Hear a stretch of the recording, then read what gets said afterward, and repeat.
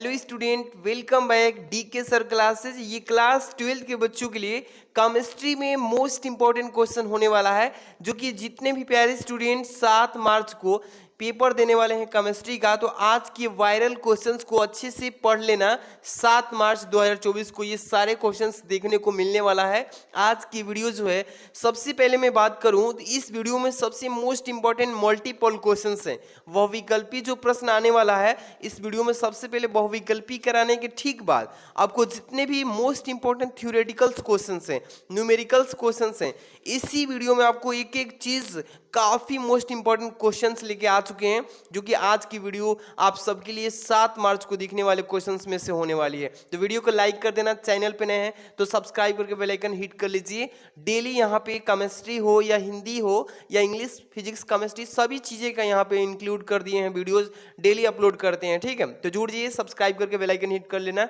सबसे पहले देखिए, इसमें मैं 12 बहुविकल्पी करा देता हूँ। ठीक, 12 मोस्ट इंपॉर्टेंट बहुविकल्पी, जो कि पहला चैप्टर से और दूसरा चैप्टर से ये दोनों इंक्लूड है। ठीक है, इसके बाद आगे थ्योरेटिकल और न्यूमेरिकल करेंगे। ठीक, सबसे पहला नंबर जो क्वेश्चन है बाबू, आपको सॉल्व करके अच्छे से रिवीजन कर लेना है। जितने भी पेपर में आए हुए क्वेश्चन हैं ये सन भी इंक्लूड है। देख रहे हैं ना, शुद्ध जल की मोलरता है।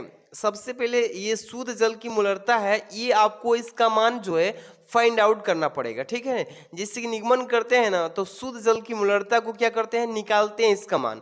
जैसे ही अंकिक मान आता है तो आप जैसे सॉल्व करेंगे, तो यहाँ पे मैं इसका सोल्यूशन भी बताऊंगा। बट देखिए 2014 में, 16 में, 17, 22, 23 में ये क्वेश्चन आ चुका है इतने साल से।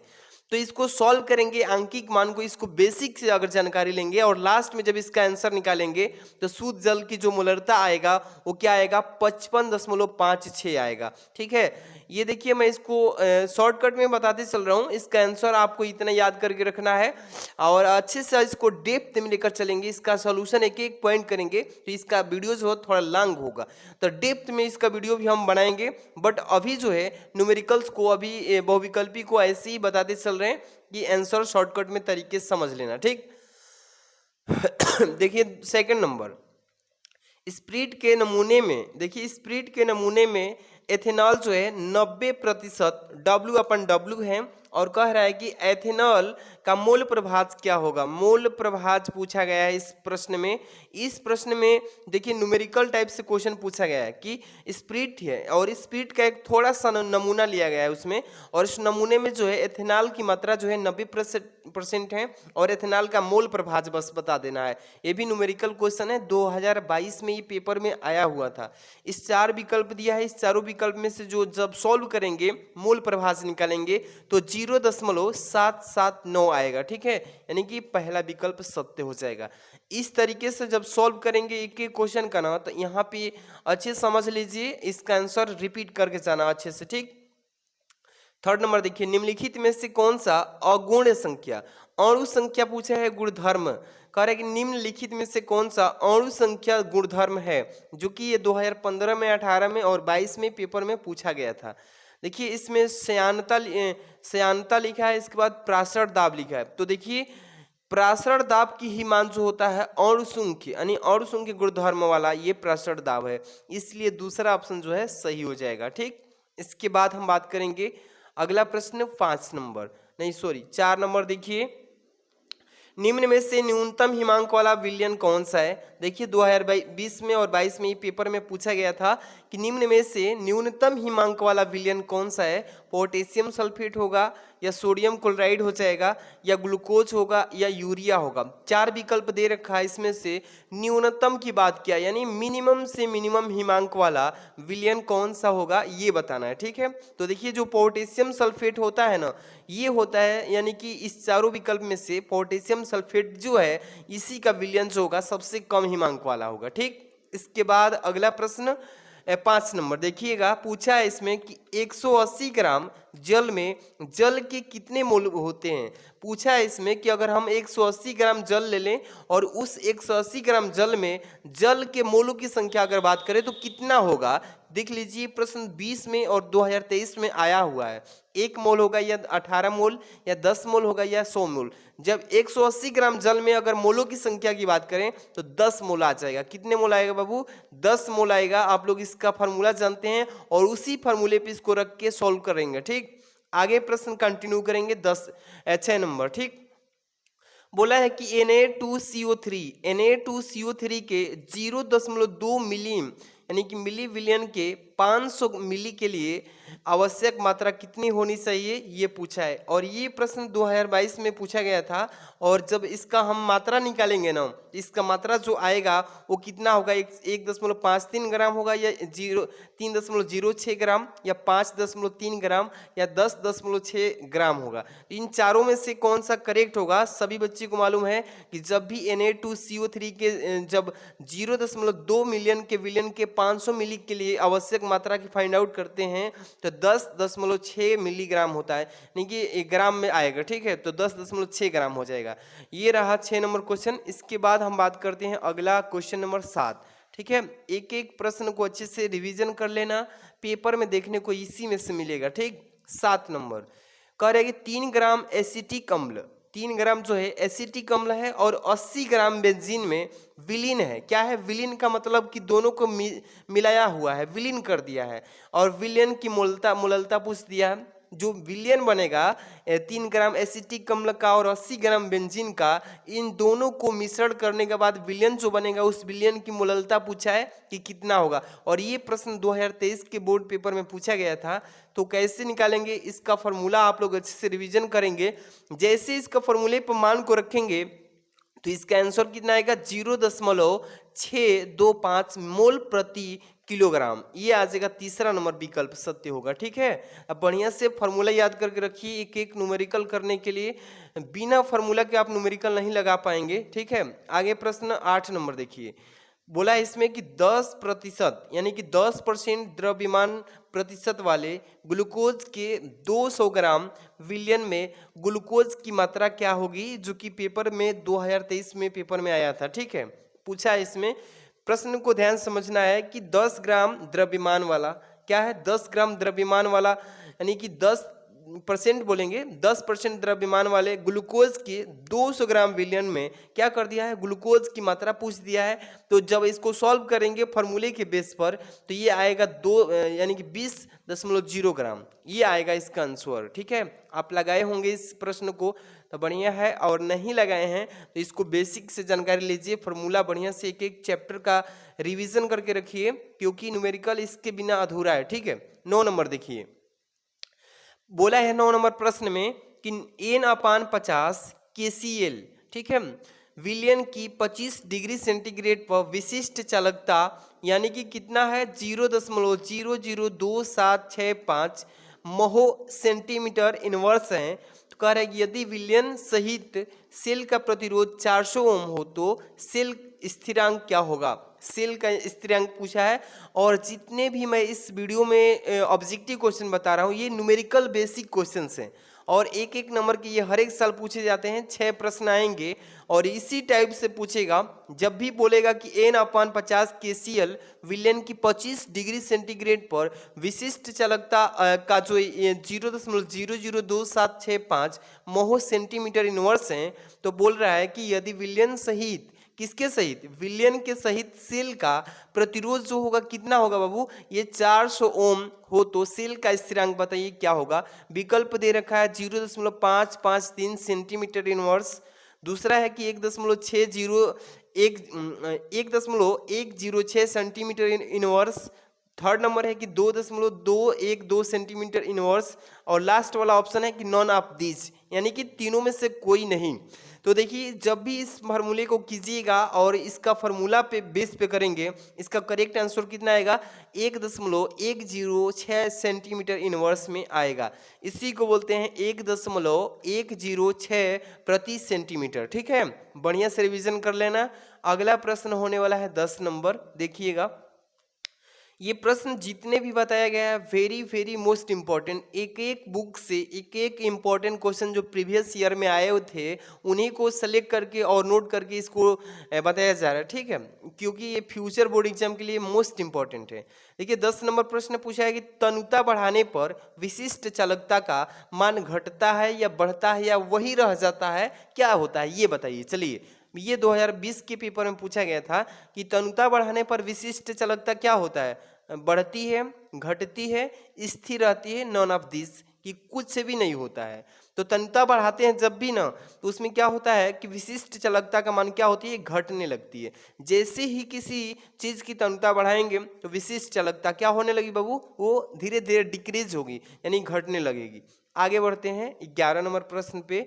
देखिए विशिष्ट चालकता का मात्रक क्या होता है, पेपर में किसी भी तरीके को क्वेश्चन को घुमा करके आगे से पीछे किसी भी तरीके से पूछ सकता है।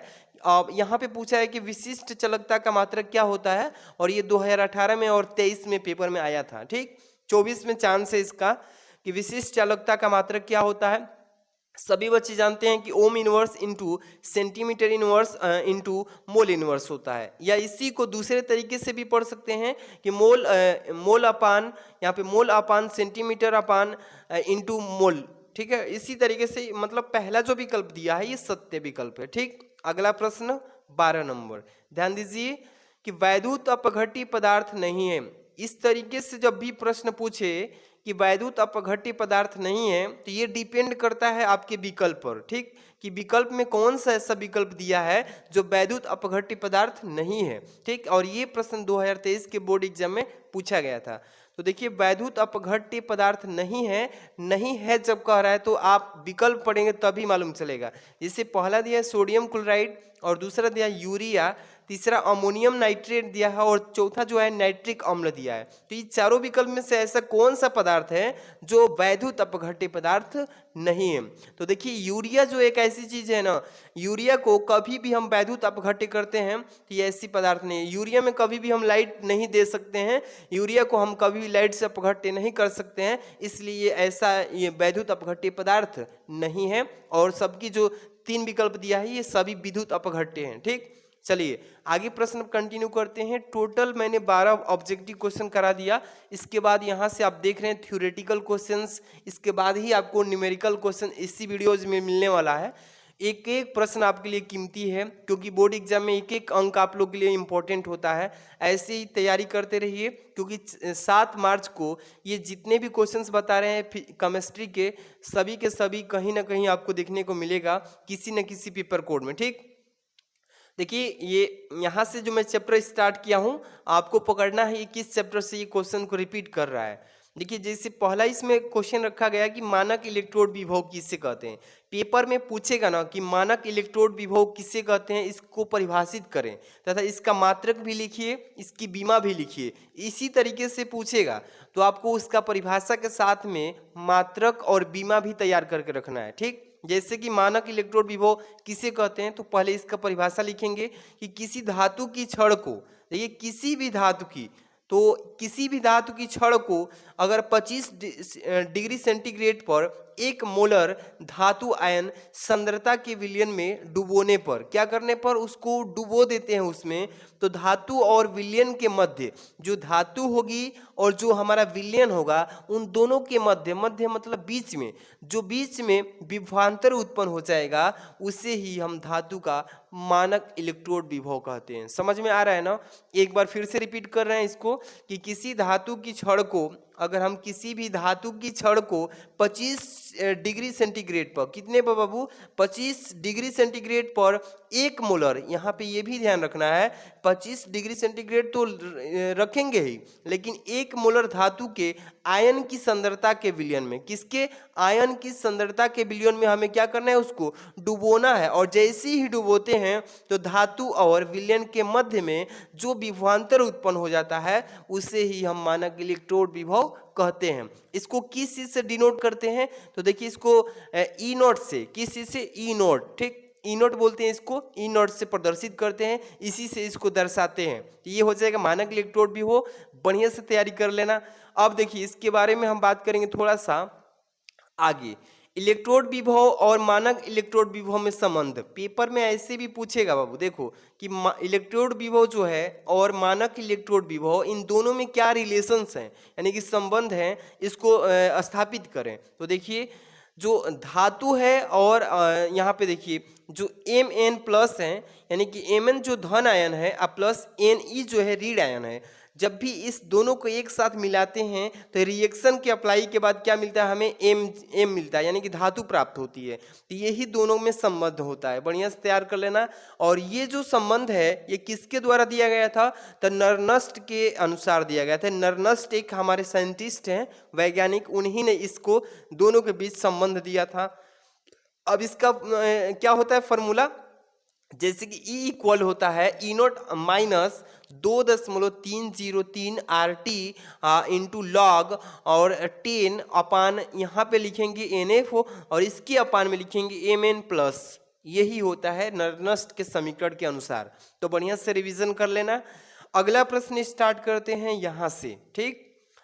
एक एक हम जितने भी क्वेश्चंस करा रहे हैं इसका PDF भी व्हाट्सएप ग्रुप में सेंड करेंगे ताकि अच्छे से रिवीजन करिए, नोट्स भी प्रोवाइड कर दे रहे हैं, ठीक। अगला प्रश्न देखिए यहाँ पे है, प्रबल विद्युत अपघट्य किससे कहते हैं।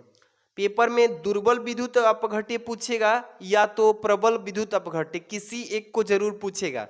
तो यहाँ पे दोनों को तैयार रखना जरूरी है कि कोई भी पूछे रिवीजन के टाइम पे फटाक से लिख दीजिएगा। देखिए प्रबल विद्युत अपघट्य किससे कहते हैं, तो लिखेंगे कि वे विद्युत अपघट्य जो जलीय विलयन में या अन्य ध्रुवीय विलायकों के साथ बने विलयन में लगभग पूर्णतः का मतलब होता है पूर्णतः आयनित हो जाते हैं, जिससे प्रबल विद्युत अपघट्य कहते हैं। समझ में आ रहा है।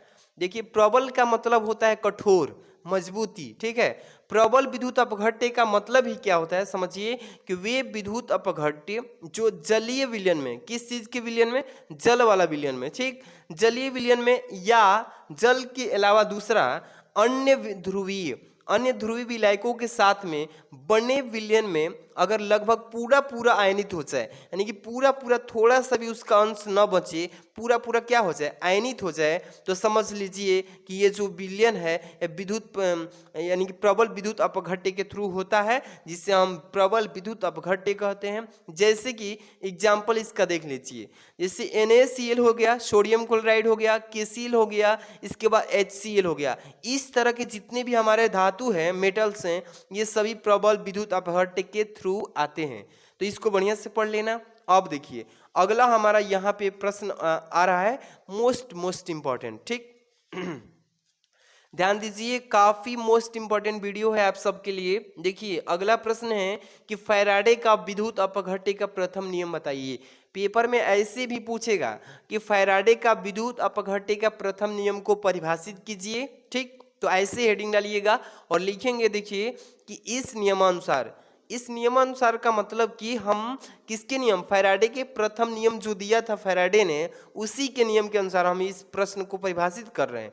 तो इस नियमानुसार विद्युत अपघट्य की प्रक्रिया में किसी इलेक्ट्रोड विशेष, ठीक है ना, किसी इलेक्ट्रोड विशेष, इलेक्ट्रोड तो देखिए या तो धन होगा या तो ऋण होगा, यानी पॉजिटिव होगा या तो निगेटिव होगा। तो वही कह रहा है कि इस नियमानुसार विद्युत अपघट्य की प्रक्रिया में किसी इलेक्ट्रोड विशेष पर मुक्त पदार्थ, मुक्त का मतलब स्वतंत्र हो जाना, तो मुक्त पदार्थ का द्रव्यमान विलयन में प्रवाहित की गई विद्युत, यानी कि विद्युत की मात्रा के क्या होता है, समानुपाती होता है, ठीक है ना। क्या हो जाता है, उसके समानुपाती हो जाता है, जिससे हम विद्युत फैराडे का विद्युत का प्रथम अपघट्य का नियम कहते हैं, ठीक। बढ़िया से रिवीजन कर लेना। इसके ठीक बाद अगला प्रश्न आप सबके सामने न्यूमेरिकल क्वेश्चंस। ये वाला न्यूमेरिकल वेरी IMP यानी कि वेरी मोस्ट इंपॉर्टेंट क्वेश्चन बोलेंगे। ये न्यूमेरिकल प्रश्न है और बहुत सारे बच्चे को न्यूमेरिकल करने में कठिनाई होता है। देखिए आप तो अपने होम पे या अपने ट्यूशन वगैरह कहीं भी पढ़ते हैं तो कर लेते हैं, लेकिन बोर्ड एग्जाम में आपको लिखने का तरीका भी मालूम होना चाहिए कि न्यूमेरिकल्स को कैसे करना है। बहुत सारे बच्चे को तरीका मालूम नहीं होता है। समझिए, देख लीजिए, यहाँ पे CuSO4 दिया है ना, यहाँ पे CuSO4 जो विलयन को 2.0 एम्पियर की धारा 450 सेकेंड तक विद्युत अपघट्य किया गया। इस प्रश्न को एक बार अच्छे से पहले पूरा पढ़ना है। अब हम बताएंगे तरीका कि कह रहा है कि CuSO4 विलयन को 2.0 एम्पियर की धारा यानी कितने 450 सेकंड तक विद्युत अपघट्य किया गया, यानी कि लगातार उसको विद्युत दे करके लाइन के द्वारा अपघट्य किया गया। और कैथोड पर, जो कैथोड था उस कैथोड पर निक्षेपित कापर जो है, कापर के द्रव्यमान की गणना कर देना है। बस क्या करना है इसमें, कापर का जो द्रव्यमान है उसकी द्रव्यमान को फाइंड आउट करना है। जबकि वी नो दैट, हम जानते हैं कि कापर का जो यहाँ पे अणुभार है देख सकते हैं कितना है 63। पेपर में न्यूमेरिकल में दे भी देगा, अगर नहीं देगा तो आपको पहले से मालूम होना चाहिए कापर का यहाँ पे अणुभार, ठीक 63 दे दिया। ठीक, अब कैसे करेंगे, सबसे पहले क्या करेंगे, इस न्यूमेरिकल में क्या क्या चीज का मान दिया है पहले उसको नोट डाउन कर लेना है। ठीक, इसके बाद क्या चीज निकालना है उसको भी क्वेश्चन मार्क लगा के नोट डाउन कर लीजिए। चलिए देखिए, सबसे पहले तो मैं यहाँ पे रिएक्शन लिख दिया हूँ कैथोड पर अभिक्रिया जो कराया है इसमें कि Cu2 धन प्लस 2E मतलब माइनस इलेक्ट्रॉन, तो ये हमें रिएक्शन अप्लाई के बाद क्या मिला, कापर मिला। ठीक, तो चलिए सबसे पहले न्यूमेरिकल में क्या चीज दिया है, आई का मतलब होता है धारा, धारा का मान दिया है बाबू 2.0 एम्पियर। ठीक, यहाँ पे दिया है, इसको हमने नोट कर लिया। यहाँ पे 450 सेकेंड, ये क्या है, टाइम है, टाइम को स्मॉल टी से डिनोट करेंगे और ये 450 सेकेंड दे रखा है। ठीक, अब यहाँ पे फैराडे नियतांक जो है ये एफ से डिनोट करते हैं, और ये पहले से मालूम होना चाहिए आपको, किसी भी क्वेश्चन में नहीं देगा, किसी किसी क्वेश्चन में इसका मान दे देता है, लेकिन फैराडे का नियतांक का एफ जो होता है ये आपको पहले से मालूम होना चाहिए आंकिक मान कि 96,500 कूलाम होता है, तब भी आप न्यूमेरिकल लगा पाएंगे, नहीं तो नहीं कर पाएंगे, तो ये याद होना चाहिए। ठीक, इसके बाद यहाँ पे अब सबसे पहले क्या करेंगे, आवेश निकालेंगे। इस विद्युत अपघट्य में जो आवेश हमारा उत्पन्न होगा उसको निकालेंगे। तो सबसे पहले क्या करें, Q equal to I into T होता है। आप इस फॉर्मूले को जानते हैं कि Q इक्वल टू क्या होता है, I into T. We know that, हम जानते हैं कि I का भी मान दिया है 2.0 और T का भी मान दिया है 450 सेकेंड। जब दोनों को मल्टीप्लाई करेंगे, आपस में गुणा करेंगे, तो ये 900 कूलाम आ जाएगा। तो ये एक आवेश हमारा निकल के आ गया कितना, 900 कूलाम। अब इस प्रश्न में हमें निकालना है कापर के द्रव्यमान।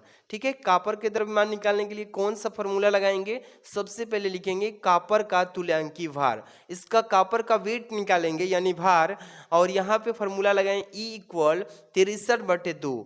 63/2 क्यों रख रहे हैं, आप सभी को मालूम है कि कापर का अणुभार 63 दिया है, और यहाँ पे कापर का तुल्यांकी भार निकाल रहे हैं, इसलिए 2 से भाग करेंगे। ठीक, तो यहाँ पे 63/2 करेंगे तो 31.5 ग्राम प्रति तुल्यांक आ जाएगा। ठीक, ये इसका मात्रक है, तो इतना कर लेंगे ना। इसका सबसे पहले कापर का तुल्यांकी भार निकाल लिए। ठीक है, इसके बाद अब द्रव्यमान अब लास्ट में निकालेंगे, क्योंकि एक फॉर्मूले के बेस पे ही इसको आगे बढ़ाएंगे, फॉर्मूले के बेस पे। ठीक, कापर का अब द्रव्यमान निकालने के लिए क्या करेंगे बाबू, कि इसके लिए फॉर्मूला होता है E into Q upon F. E जो है आपको दे रखा है यहाँ पे 31.5। ठीक, 31.5 रख लेंगे। क्यू जो हमने निकाला है 900 कूलाम। ठीक, तो यहाँ पे 900 लिखेंगे। एफ जो है यहाँ पे दिया है ना फैराडे का नियतांक, इसी को बोलते हैं एफ, और 96,500 कूलाम है, उसको नीचे से भाग कर देंगे। 2 जीरो से 2 जीरो को कैंसिल करेंगे और जो बचेगा उसमें मल्टीप्लाई करके और 965 से डिवाइड करेंगे भाग, तो ये इतना आ जाएगा 0.293 ग्राम। ठीक है, आप अच्छे से इसको रिवीजन कर लेना, और ये न्यूमेरिकल 100% पूछेगा 2024 बोर्ड एग्जाम में। अब हम बात करते हैं अगला, यहाँ पे डिफिनेशन। अगला जो क्वेश्चन होने वाला है देख सकते हैं, कोलराउज का नियम, और हर एक साल तो ये पेपर में आता ही है, इस बार चांस से आने का, तो बढ़िया से इसको समझ लीजिए। देखिए, कोलराउज ने अपना नियम दिया था, ये कोलराउज एक वैज्ञानिक है जो कि अपना नियम दिया था इस मतलब रूप में कि कोलराउज का नियम हेडिंग बनाएंगे और लिखेंगे कि इस नियमानुसार, किसके नियमानुसार, कोलराउज के नियमानुसार लिख रहे हैं कि किसी विद्युत अपघट्य की, देखिए विद्युत अपघट्य की, जब भी हम किसी भी पदार्थ में विद्युत अपघट्य कराते हैं उसी के बारे में बोल रहा है कि किसी विद्युत अपघट्य की अनंत का मतलब होता है इन्फिनिटिव, जिसे हम पा नहीं सकते, बहुत दूर है होता है, उसी को इन्फिनिटी बोलते हैं। ठीक, तो किसी विद्युत अपघट्य की अनंत तनुता पर चालकता इसके धन आयनों तथा ऋण आयनों की मोलर चालकताओं के योग के बराबर होता है। ये दोनों को आपस में बराबर यानी कि जोड़ देता है और तब जाकर के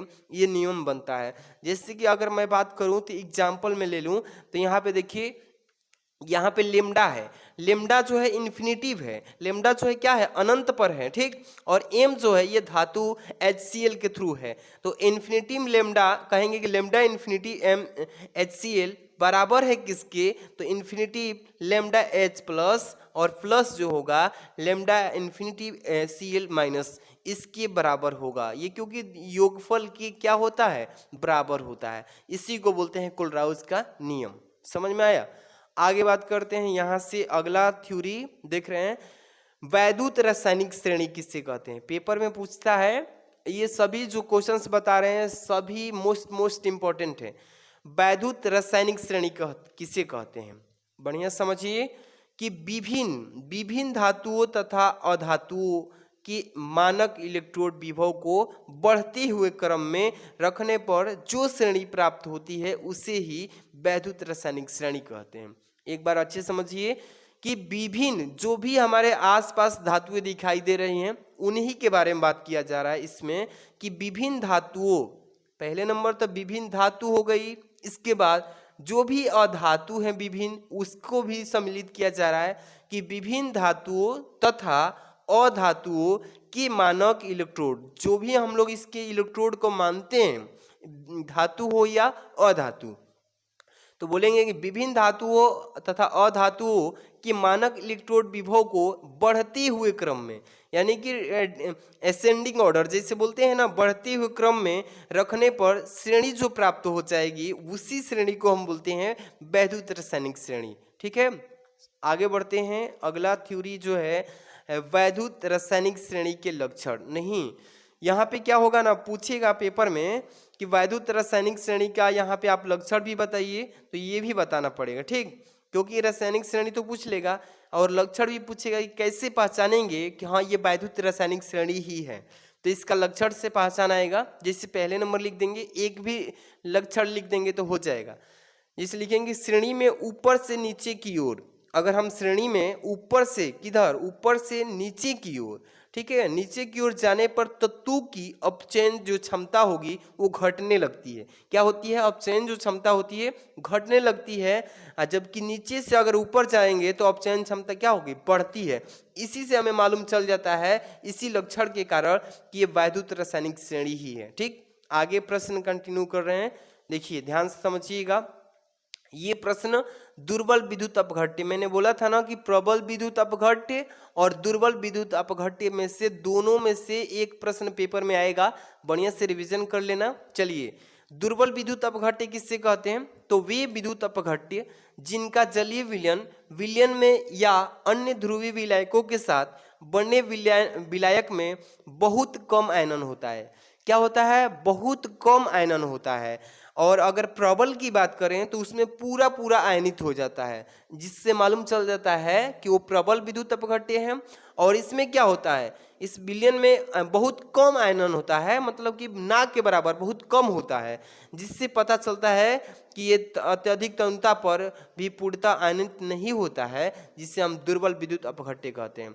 अगर पूरा आयनित हो जाए तो प्रबल, अगर पूरा न आयनित हो पाए, थोड़ा बच भी जाए, तो इसी को बोलते हैं दुर्बल। दुर्बल का मतलब कमजोर। ठीक, तो ये दुर्बल विद्युत अपघट्य कहलाता है। जैसे एग्जाम्पल की बात करूं, CH3COOH ये भी हो जाएगा। इसको अगर हम क्या करेंगे, अपघट्य करेंगे जलीय विलयन के साथ, तो ये क्या हो जाएगा, इसके ध्रुवीय विलायकों के जो साथ विलयन बनेगी वो कम आयनित होगा। ठीक, NH4OH इसमें भी होगा, H2CO3 इसमें भी कम आयनित होगा, और यहाँ पे H3BO3 में इसमें भी कम आयनित होगा। तो ये जितने भी आप देख रहे हैं ना मेटल, ये सभी के सभी दुर्बल विद्युत अपघट्य के थ्रू आते हैं। आगे बात करते हैं, यहाँ पे एक न्यूमेरिकल क्वेश्चंस, ठीक है, न्यूमेरिकल को ध्यान दीजिएगा।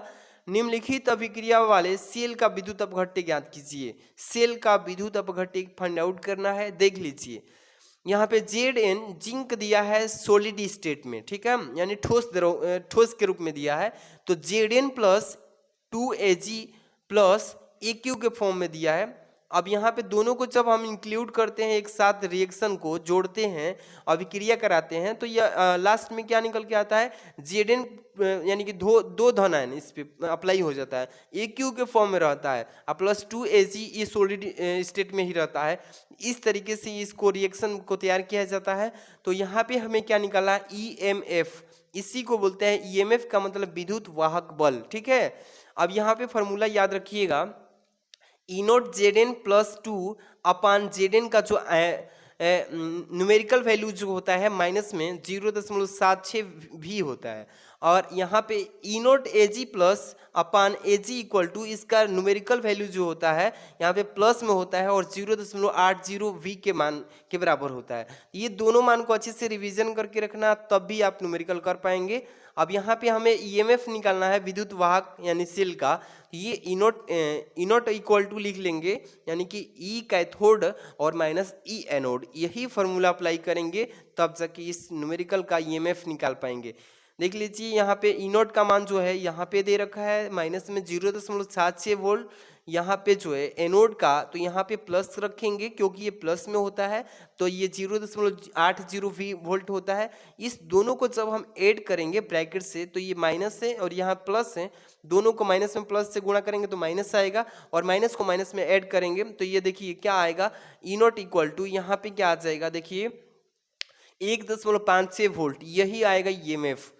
इस तरीके से बढ़िया से तैयार कर लेना। तो आज की इस वीडियो में मैं जितने भी क्वेश्चंस बताए हैं MCQ, थ्योरी, न्यूमेरिकल्स, इसको बढ़िया से रिवीजन कर लेना। और ये जो इसका नोट भी जो भी बच्चे चाहते हैं नोट्स, तो डिस्क्रिप्शन में जाएंगे तो व्हाट्सएप ग्रुप का लिंक मिलेगा, और व्हाट्सएप ग्रुप के लिंक पे क्लिक करना, सीधे रीडायरेक्ट हो जाएंगे ग्रुप में, और यहाँ पे टेलीग्राम पे लिंक दे देंगे, ठीक, टेलीग्राम में रीडायरेक्ट हो जाइएगा, वहाँ पे भी इसका PDF हम सेंड कर देंगे। इस वीडियो को लाइक कर देना और अन्य स्टूडेंट में भी शेयर कर देना। मिलते हैं नेक्स्ट वीडियो में।